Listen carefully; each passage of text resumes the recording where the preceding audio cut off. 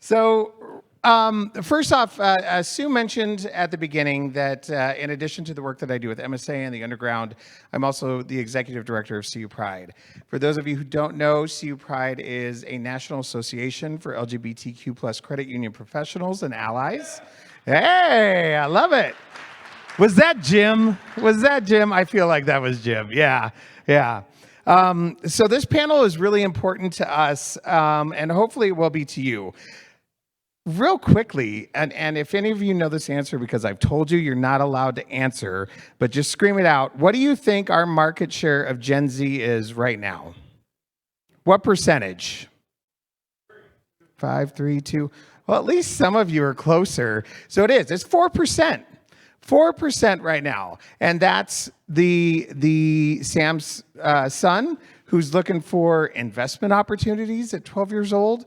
Once again, like I don't remember what I was doing at 12, and it certainly wasn't investing. And we just had this wonderful panel of college students who, guess what? All Gen Z, they're going to be graduating. They are going to be looking for, and we only had one of them say that they were actually a member of a credit union. So that's our issue. So how do we bridge that? So we are going to bring up a panel that's going to help us with that. So at this time, I would like to welcome to the stage Jorge Esteban from Visa, Melai Heimbuck from the Credit Union Association of New Mexico, Jackie-Martinez-Vasquez from BECU, Linda Bodie from Element Federal Credit Union, and Emma Hayes from State Employees Credit Union. Let's go.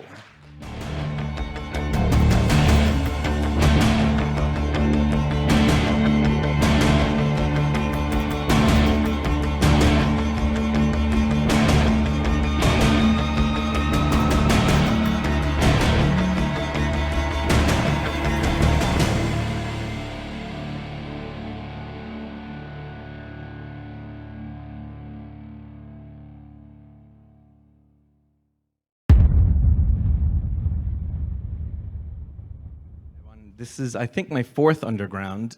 Despite the danger of giving a mic to a Cuban, Zach continues to do it and invite me. I have a couple of notes here just to keep me on message, but I was thinking about the name of the panel, Gen Z Over the Rainbow, and in partnership with CU Pride. And Gen Z often is positioned in our industry, in the payments industry, as sort of this salvation, right? It's a huge demographic. There's so many important things that I'll get into. But you have to zoom out. Gen Z is actually in college. They are not arriving, they are here. The train is leaving the station. And the very youngest of them are now being called Gen Alpha. So 1997 to 2010 birth date puts about 70 million Americans in that cohort. And I think that they're important and unique in a number of ways, and I hope that the panel will bring this out in the ways that they're engaging. But the way I look at it is from the numbers. If you look at the income potential of Gen Z from today to 2035, they will increase their income by 8 times. They will eclipse millennials in their after-tax income by 2030. And it's to the tune of $2 trillion per year. So this is an enormous purchasing power, an enormous household membership number. And to Zach's point, only 4% engaged in the credit union movement. I'll mention a couple of things. There's something else that's happening in the background, which is there's a historical transition of wealth to the tune of about $80 trillion happening in the next 30 years. And Gen Z, millennials more, but Gen Z is going to have a disproportionate share of that land. So if you're looking for deposits, they're looking for wealth and wealth management, family management, business transfer, and how do you grow a business that you inherit rather than sell it off. It's just a very unique time and a very unique cohort of people. I'll tell you from the payments industry, these are numbers that were just released on Thursday from Visa. As we look at the forecast, year-on-year growth of payment volume among Gen X, it's 1%. Millennials, 3%. And Gen Z, 17%. So we're orienting our business around this opportunity. I would encourage you all to do it. And then just to kind of kick off the conversation here, Gen Z is also very unique, not only in just kind of the demographics and the numbers, but they are more diverse in every way you could split that atom. They are more eco and sustainable conscious than any other generation before them. They make purchases in a different way than any other generation prior. Generations prior were, depending on who you're looking at, they were buying things their parents couldn't have. They were getting experiences that their prior generations couldn't have. They were doing conspicuous consumption. They were buying brands. Gen Z buys aligned with their values, and they are easy to marry and dump brands based on how that brand can, reliably align to those values. And I think that that's where the crux of this argument that credit unions play a special place in this cohort is because it's in the DNA of credit unions to have these values that very much align. And so, that's my premise. It's important, it's unique, and now for the grim part, this is a battle that you're losing. It's a battle you can win, and I go to about 50 conferences a year, and what I take away from a lot of conferences is thought leadership and a lot of generalities and headlines. So I have 10, and I'm only going to go through 5, so we can talk later about very practical things you can do. Thank you so much. Very practical things that you could do to turn on, just in the payments industry, the credit union for Gen Z. So I'll come back to those, but I'll let the panel get started. How are you engaging at your credit union, your organizations with Gen Z? How are you activated and engaged them? I'm happy to start. And mostly I'm really happy to hear that this generation is going to have a lot of wealth because I happen to have 3 of them in my household. So thank you for that. I actually can retire sometime. That's right now it is my lack of wealth that they are enjoying, that's for sure. So I'm Melai Heimbuck. I'm actually the president and CEO of our Credit Union Association of New Mexico. So how are we engaging? What I do is I actually look to all my credit unions to engage. And what I find interesting, Sue started us off today and said they do this underground specifically with Money 2020 so that, it's the largest conference to talk about money. And I'm here to say that I do live with 3 in this Gen Z. They don't approach money the same way we do. And so I really think what I try to do is bring awareness that I actually think a lot of what we need to do as credit unions is all about the language that we're using. And I say that because let me just ask some of you. So you all have your wristbands, right? Think about yard work, grim or happily ever after, right? Pretty grim, I see. Yeah. Okay. Fix the lock on the door because the screws were loose, and so the door didn't work as well. Grim, right? Yep. Call the plumber because the toilet's leaking. Grim. Sure. Guess what? They're not looking to buy houses because they see all of that as work and what we have to do as homeowners. And so when we talk to them about savings or we talk to them about, your credit score, they're not into that because they don't want to live in one place for long enough to buy a house to stay there, right? So we have to think about some of that. I also like to talk about language because, okay, here's another one. Get your wristbands ready. Overdraft fees. Yeah. NSF, right? Late payment fees. We can just categorize these as junk fees, as we heard, right? Well, I can assure you, my 16-year-old son, the F that he has in a couple of his classes is not his fault. Anybody ever heard that? Right, it's not his fault because he turned it in. He didn't write his name on the assignment, but it wasn't his fault. He turned it in. The teacher just didn't know it was his. That's her fault for evidently not looking through all of the students and figuring out who hadn't turned it in.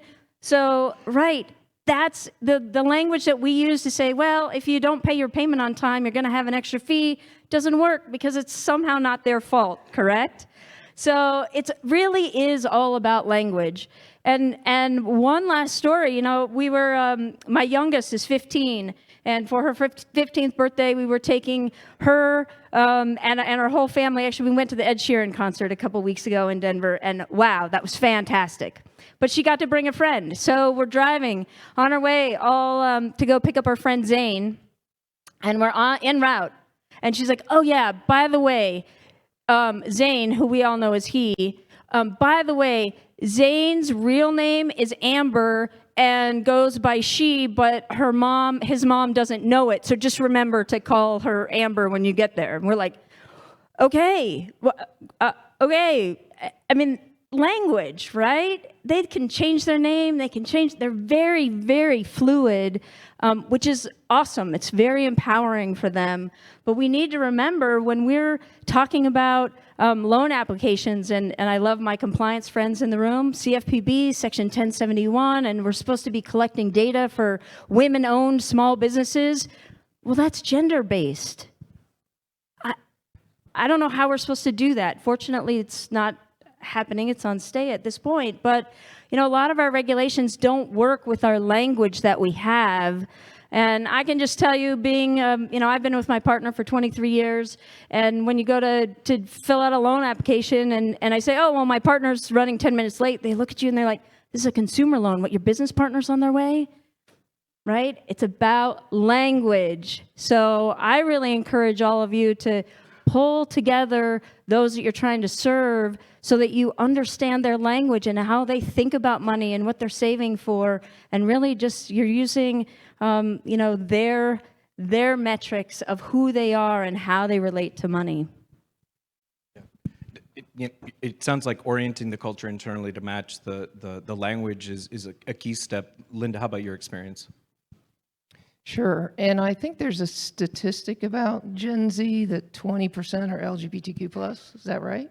That's right. So any way that you split Gen Z, they identify in more diverse ways than the American populace. And then and when you talk about LGBT and also gender identity, it's even more pronounced. Yeah, so I'm Linda Bodie, and I'm with Element Federal Credit Union. I'm based in Charleston, West Virginia, and I always like to say it's the gay mecca of the United States, apparently. It's not, I'm just being facetious because, in West Virginia, just got to put it out there, we might be better than some states that I won't name. So we have, believe it or not, a very diverse population. They're in pockets. So it's important for us, it's important for me as a member of the community to make sure that we're serving all people. So I've been with my credit union for 25 years, and it's been a journey to reach out and serve, the underserved, the people that nobody else wants to serve. They don't fit the right box. You don't use the right language. So over that time is, how do we change that? How do we make it more inclusive? How do we add pronouns? How do we get rid of the gender issue on applications? How do we break that standard? This is how we've always done it. These are the rules. So that's something that we've done intentionally over the years. So being inclusive has been a major push for our organization. And that goes with your policies, it goes with your culture, your procedures, changing the way you do things, changing the language. The language is very important. And your employees not only have to know, they have to believe it. They have to be on board with it. If you have one person who's not on board and they touch someone that they don't call them the right name, they are not respectful of their relationship, you've just damaged that person and they're not coming back. So, and it's really difficult to do that, to make people that sensitive. You've got to serve everybody 100%. You've got to have this mentality. So, you got to keep preaching it. You can't just say it one time and expect it to keep going. You got to have it all the time.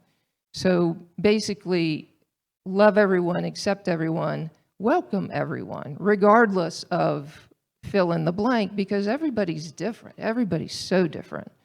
So that's one of the things that we've done over the years, is to try and keep perfecting that, improving that, because you know what? Life keeps changing. People keep changing. There's 29 pride flags. I didn't know that. I went through all the pride flags. I'm like, I don't even understand this. But you know what? I'm okay with it because it's here, and I'm going to respect that. And I'm going to say, can somebody help explain this to me? Because I don't know what this means. And they're very generous. So going to CU Pride. CU Pride came out of the underground. So there's number 2 that happened. So I just want to put that in there because I know you asked that question. It's very important. So as a national and maybe international organizations, because we're reaching more people, not just in the United States, but having that visibility and acceptance in the broader movement is going to reach the younger generation, all the generations. I mean, every generation, this is impactful to them. But Gen Z definitely needs to see that we are accepting and promoting, welcoming, insert your favorite adjective, whatever. We need to be there for them, and we need to show them. And without that, we're going to miss a piece of the pie, a very important piece, and an important group of people that need us. And I was going to talk about like throwing the credit union name out because they don't know what a credit union is. Some people still don't know what a credit union is. So why not change the name? But I'll leave that for another discussion. So I'll end there. You're absolutely right. I mean, this is an easy, what I view as an easy way to engage just your internal folks, and also it's where you can meet the market and capture a slice of this pie in very specific ways that it's meaningful for that slice. And Linda, you failed to mention you were recognized this year as a Herb Wagner recipient for the work that Linda's been doing.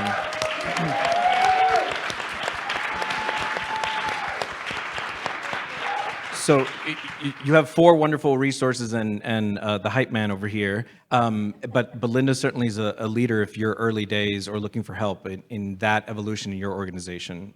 Jackie, how about at BECU?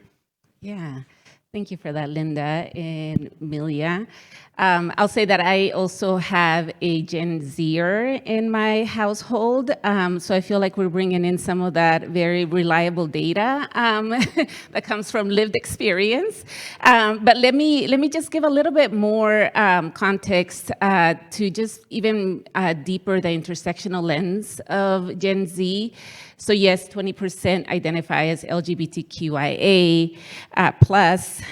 We also know that the Gen Z generation, it's 52% of those individuals are white, 25% are Latinx, 14% are Black, 6% are Asian, and 5% identify as other. We also know that by 2026, the majority of this country will be not white. We also know that for Gen Z, they are 6% of them have a parent.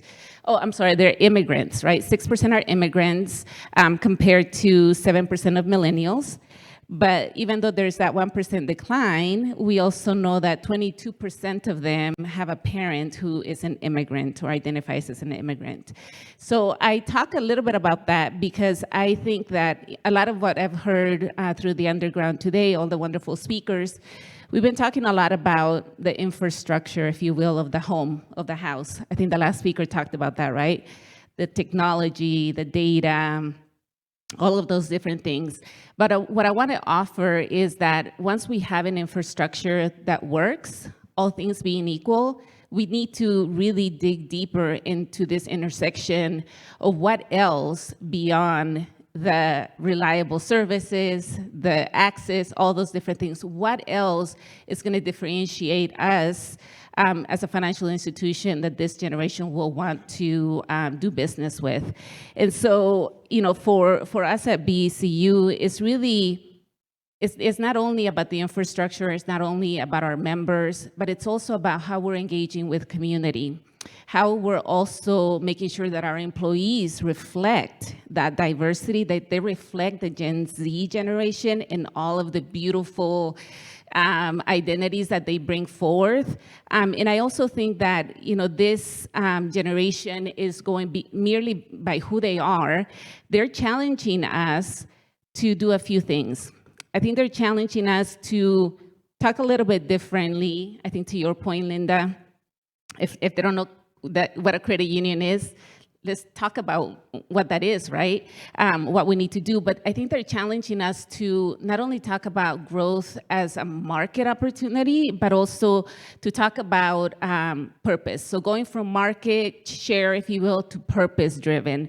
I think they're also challenging us to really go from transactional to transformational. They're challenging us to think about not only individual well-being, but collective well-being.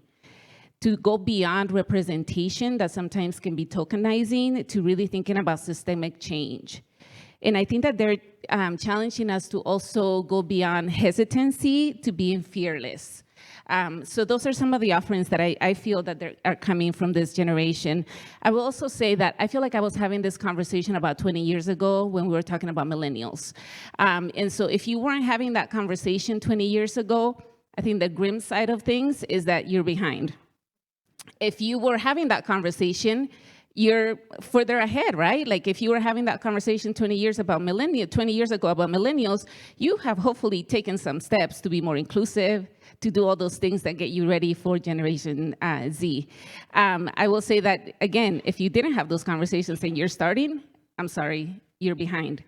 I will also say that when it comes to DEI efforts, if you will, if you said you would do something in 2020 and you haven't done it, this is a generation that's keeping note of that.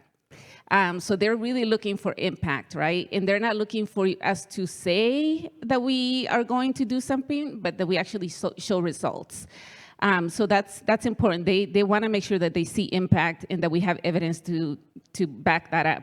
And then lastly, I'll leave you all with the fact that if you made statements in 2020, if you made commitments and you're scaling those back because it's not in the limelight anymore, because the injustices are not, up front and center for us, then you're going to be irrelevant for the future. So now more than ever, it's important for us to keep this intersectional lens in everything we do. Again, infrastructure, the house, the foundation of the house, super important. But everything else that you build upon that is equally as important, and it's tied to the relevancy of the credit union movement for years to come. Yeah, thank you so much, Jackie. I have the pleasure of leading the Southeast region for Visa, and I'm on the road in front of organizations like yourselves all the time, and I'm often the same conversation you all are having. Oh, the battle for deposits. Oh, membership age is aging out. Oh, we can't acquire. This is a good segue, Emma. In North Carolina, in the city of Charlotte, at not only your organization, but other organizations that have catered to more of these diverse communities have lines out the door at payday, have international money movement and remittance conversations on the payment rails, not just debit card, right? It is something that moves the needle, engaging in the way that Jackie and the other panelists have said. So, Emma, why don't you bring us home to Charlotte? So it's so hard to go after they've all read my notes and taken all of my talking points. But the beauty about it going last is that I get to share both the grim and the fairy tale. So North Carolina, thank you again. Thank you all for inviting me. Emma Hayes with North Carolina State Employees Credit Union. We have about 2.7 million members. And we service only North Carolina. So when you think about the footprint that this organization that I have the opportunity to serve, our members are only in the one state. How did we get there? We have quite a few members that we are happy to say fall in this group, but we got them before they knew that they were members. We got them as kids and babies when their parents set up their first Fat Cat account. Yep, that's what we call it, a Fat Cat account. And those Fat Cat accounts were amazing opportunities for us to get these members in the door. But what I will tell you is earlier in that first panel discussion that we had, we heard a lot about what our potential problems are. So my caution to all of you, as I'm trying to stay right now in the fairy tale, is to make sure that you're not just focused on your problems, because we can become laser focused on our problems, but that we stay and remain focused on our purpose. Why are we here? Why do we exist? Because if we lose sight of why we're here and why we exist, then we lose our only strategic advantage, that people helping people, which language is important. And so that people helping people means something different for this generation that we're trying to attract. I'm going to switch over to the grim. Sorry. I know that was short-lived. So we have over 270 branches in the state of North Carolina. We have a huge presence. But that branch presence, those members that are lined up out the door, they're shrinking. And the reason why is because when we surveyed our membership, they told us their number one priority is technology. And unfortunately, we've not done a great job of staying on top of our technology. We're getting better. We're understanding how important it is. But at an organization our size, trying to ensure that we stay on top of technologies become a challenge. So we're working hard at getting better at doing that, especially because our listening strategy, now that we have one, tells us that this new generation is all about technology, and not just for the sake of technology, but it's gotta be convenient, it's gotta be cohesive, so it's not fragmented. So they've got to be able to see how we service them in the ways in which they want to be served. We're getting better at that, so I think that's the first thing. Making sure that we listen by setting up our branches for success to create a very specialized, personalized experience for people when they come into the branch, but also providing that same level in our technology and in what we do for our technology. Grim. The credit union industry is lagging way behind in sustainability. We have not had a focus as an industry as it relates to sustainability. We are well behind the others in the financial industry, specifically fintechs and all of those who are laser focused on how do we minimize our impact on people, planet, profit? What are we doing? As an industry, we still have some of our old practices in place. We still use a lot of paper. We're still reliant on a lot of the processes that we had in place 15, 20, 30, 40 years ago. And we've got to do better at that because this generation cares about how we impact what our footprint is. So minimizing that footprint will be a way to bring them back to that purpose that we have as credit unions to service all of our membership. Also, a part of that sustainability is making sure that you have diversity in your organizations. I'm not talking performative, check the box diversity. I'm talking about looking at your demographics for your membership and then making sure that people can see themselves in your organization, not just your front line, starting at the top, making sure you have not just representation, but you have inclusion at your board for all of the differences of, differences in levels of education, in industry, in all of the people that you invite to your board, your senior leadership, your C-suite, making sure that people see themselves represented there and that they have a voice, and then offering them opportunities to participate across your organization. Because one thing we know to be true about this generation, and someone else has already mentioned it, they're transient. They're not here to stay. They don't pitch a tent they don't build a wall, they pitch a tent, right? So they can take it up and move to the next place that better suits their needs. So we can't be offended when they find something that speaks to their purpose and their passion, but we have to be well positioned to take advantage of that strategic advantage that we have, which is how we people help people and making sure that it's relevant for the generation that we're trying to target. Zach said I'm out of time. Okay, thank you. You're good. No, thank you, Emma. And just some of the things you said are very practical. Some of the things are more strategic and big. And what I've learned over 4 undergrounds is this room is stacked, not just the panelists on the stage, but the room is stacked with resource and heroes and sheroes. I can't see Renee, but sheroes out there that can help you in the evolution, the conversation internally at your own organizations. What I would tell you in terms of the Gen Z opportunity across all of the things that we covered in banking, core banking, payments is the most portable product. If you're looking at a place where you may want to lean in hard on any of the things that the panelists covered, your payments business is a great one to start. I'm very biased, so that's what I do. I'll add one last stat because Emma, you said we're behind. if you look at an average retailer, about 72% of their marketing dollars are in social media, and credit unions do 6%. So that is also one very specific way. So I've got 9 others, but you know, we can talk during the networking session. I don't know, Zach, if there are times for question.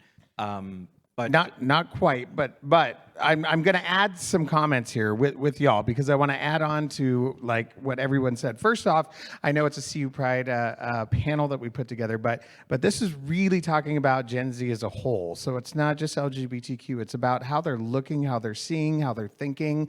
And I appreciate all of you, both of the community and allies, being here. You talk about language.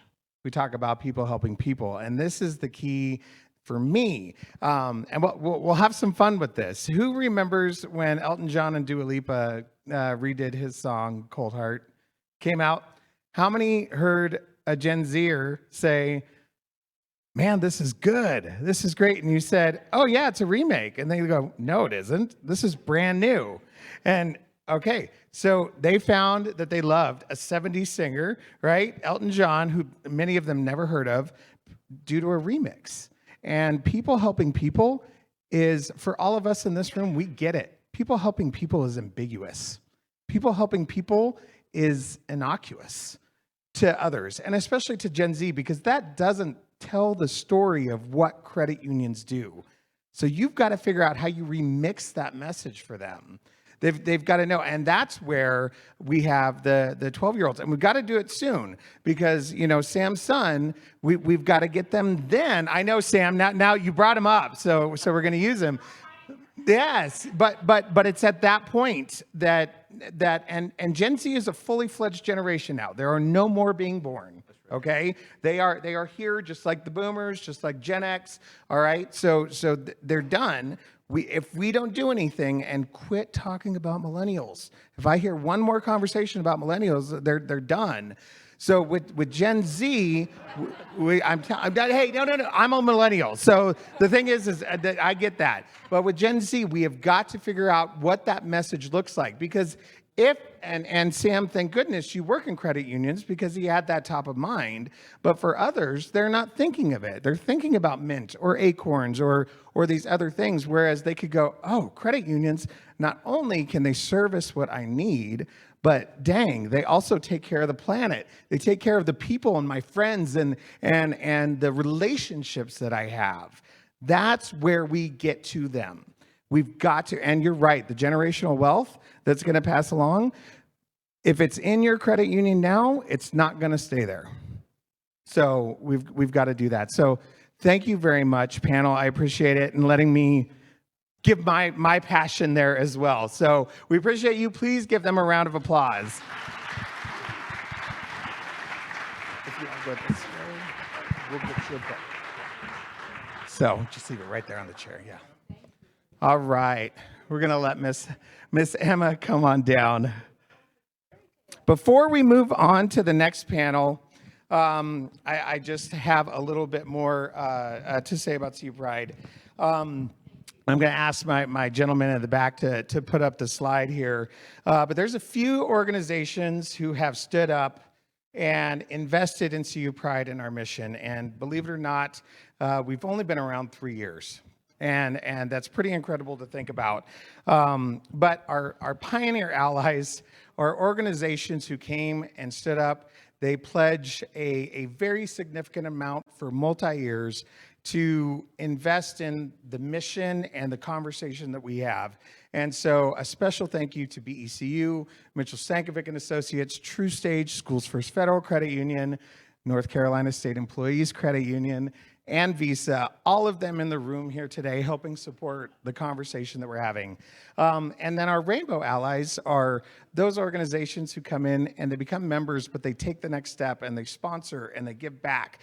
And so there's some very significant ones that have done some amazing things and who are stepping up. So Chartway Credit Union, CUNA, Element Federal Credit Union, MAC Federal Credit Union, Premier America Credit Union, PSCU, and Trellance, all stepping up to do so much for us. In addition to this, we have 20 organizational allies. So that's credit unions, vendors, business partners who are members of the organization And we have about 60 individuals who are members.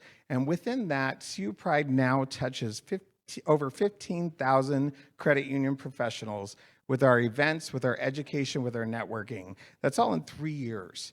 So like we said, ideas into action. Like Tom said, we don't want this idea to die. You just put in the work and you can make it happen. And so we're so grateful to all of them, to all of you for being here, hearing what we're doing. And if you're interested, please let us know. We have 2 events every month.